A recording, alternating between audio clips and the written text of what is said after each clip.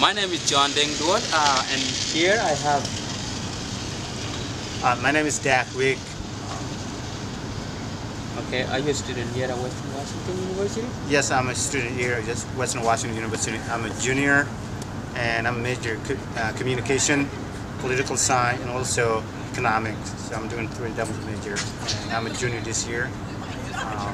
Hopefully I'll graduate next year. Oh, okay. Where are you from? I'm from South Sudan. Well, South Sudan. Sudan used to be one country together, and then they divided 2 countries. So they have South Sudan and North Sudan. So I'm from South Sudan, and I came here in 2005. The reason I came here because we have a civil war going on in Sudan for since 1956. That civil war cost 2.5 million people died in that war, and one of them was my mother. Got killed in the war too, so it's pretty dangerous. That's why I got here, because of the war. All right. Since you came to the United States, what are the difficulties in terms of cultural differences? Well, the first time when I came here, I don't speak English in 2005, and I don't know the culture, so it's kind of a new thing for me when I got here. And I remember the first day I was going to school, high school, and the only thing I could hear is like, and the way people act is different compared to Africa. And it took me a while to get used to it, but I got adapted so fast, and I made a lot of friends, and that kind of helped me to learn the culture. But the beginning, it was really tough, and the culture was different, and the way people shake their hand or look each other. You know, here in this country, you got to look person in the eyes when you talk to them. Or another culture, like my culture I come from, you don't have to look them in their eyes. You get a shy, you know, you have to look another direction, because just for culture differently. All that.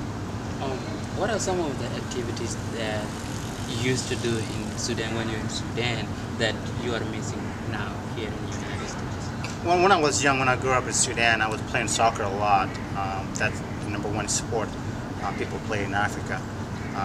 But when I got here, I found out soccer was not that popular. And I remember the first day at school at Burlington Edison, the high school I went to, that's like 30 miles away from here. I don't know what sport I want to play, so I'm like, well, I want to play football. Actually, I want to join the football team. That time I only weighed 90 pounds, right? So let me tell this story, what happened to me a little bit. So I joined the football team, and everyone telling me, "Oh, you're so skinny, you cannot play football. You know, you'll get killed, you'll get hurt." And I'm like, "No, I want to try it." It started, let me go back a little bit. It started one day I saw people practicing, doing a football practice, and I thought they was fighting. So I'm like, I run to stop fighting, stop fighting. They were screaming at them. I thought they were like fighting. Everyone looked at me, the coaches and everyone, like, what's this kid doing? You know, look, stop, oh, you know, I was like between 2 guys, like when they're practicing. And then the coach come to me like, look, kid, this is football. You know, in America, I'm like, well, this doesn't make sense. Football is, you kick the ball. You're like, well, maybe in your country they call it football like that way, but here, football is how you play for it, you know. Maybe there they call it soccer, so that's the difference there. So, and I'm like, well, I want to play that. I want to join the football. The coach is like, well, he's too skinny for it. I'm like, no, I want to try it out.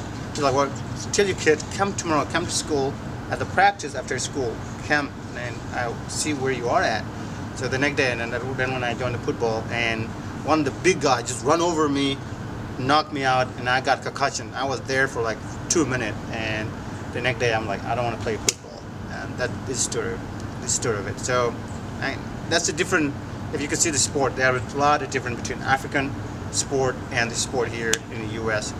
We don't have football in Africa, so the only we have is soccer.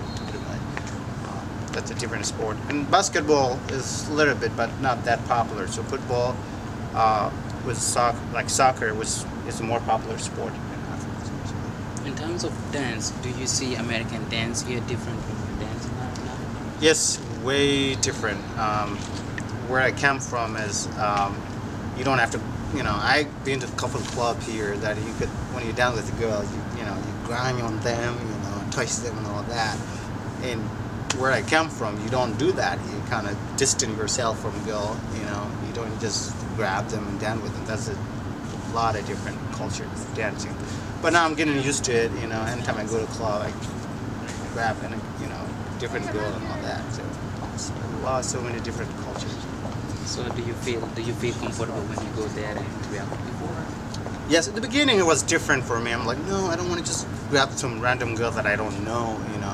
But after I live here for 6 to 7 years, I kind of get used to the culture and it become like my culture now, and I just adapted to it. And I do what is American doing and everything. So. Do you see if some of American went to Africa, do you think they can have a hard time the way you used to have a hard time? Oh, big time. Anyone, if you go to another country, usually it's hard maybe the first couple of months and get used to it, because you don't speak the language first of all, you don't know the culture, you don't know what kind of food they eat. So you're gonna run out, a lot of problems with each kind of culture. And I think I faced that when I got here. And the first couple of months when I was here, I just want to go back because I'm like, this language is tough to learn.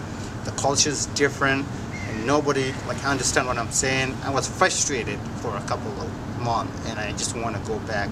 And I just kind of opened my mind, like, you know what? I'm just gonna go and play with this kid. Hopefully, they're gonna teach me the language. And now I speak English, even though I learned it only for 6 years. So, and I think it helped me a lot, just hanging out with American kid and all that. You talk of food. What kind of food do people eat in Africa that are different from American food here? Well, in Africa, we don't have pizza, of course, and we don't have hamburger. We eat a lot. We eat a lot of meat, but a lot of vegetables, and that way kind of, help us to stay lean and skinny.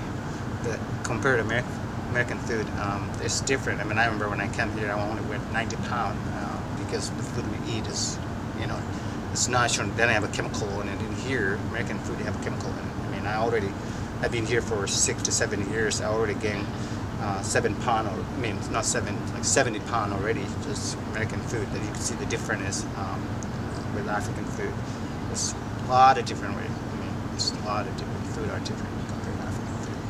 A lot of anthropologists have studied a lot of cultures in Africa, and you're one of the people who came from those cultures that have been studied by anthropologists. You are Nuer, is it? Yeah, well, in South Sudan, where I came from, they have, I believe, probably close to 100 tribes. They have different tribes there. And I'm in South Sudan, they have two biggest tribes. They have called Dinka and Nuer. So I'm the second biggest tribe in South Sudan. And if you go there, they have a different culture, even though they have they all South Sudan. You can see the different culture between all different tribes. The Dinka have their own dancing, their own language and all that. So Nuer have their own shuluk, they have all different tribes have their own culture and everything. And yes, that I'm coming from Nuer, we have our own different stuff and everything, different food and everything. Nuer keep cattle. Do you have some cattle? Of course, man. My dad have a lot of cattle actually. And now our culture, if you want to get married, you use a cow. We marry with cow and other stuff. And I remember when my mom got married, my dad had to pay 60 cow. That's how much it cost to get my dad to marry my mom. And I heard it's still going on even this day. And I remember last week I was talking to a guy who went to Sudan. I asked him if that culture practice still going on, that you have to pay 60 cow in order to get a woman that you like. He said, of course, still now they raise it more. Even though things change after the Civil War over, the people still want more. I heard if you're from America, you come from America, now they think we have a lot of money in America. They're like, oh, now you have to pay like 80 cow in order to marry any woman that you want. So that practice is still going on, and I wish they could change it because I don't want to have to pay 80 cow. That's a lot of money. It's like it's crazy to me, but it is what it is. You can sell the different culture there. People, that how they believe it, you cannot change it. So hopefully someday it will be changed. Though they have a different, adopted new culture and all that. But other than that. Thank you. This is Dak Riek. He's from Sudan. He came to the United States in 2005. And he's thinking about going back to Sudan and get married. But the problem is cow. 60 cow. Yeah, 60 cow to get the woman you like. So I don't know. you know what, I'm probably just gonna find the girl I like here and marry her. You know, I don't have to pay 60,000. I'm gonna avoid that, avoid the 60,000. So, you know, I'm a single right now. Any woman want, you know, I'm trying to avoid the pay 60,000 for African people, and you know, yeah. Yeah, all right, thanks. Well, thanks. Thanks, Dak. Yeah.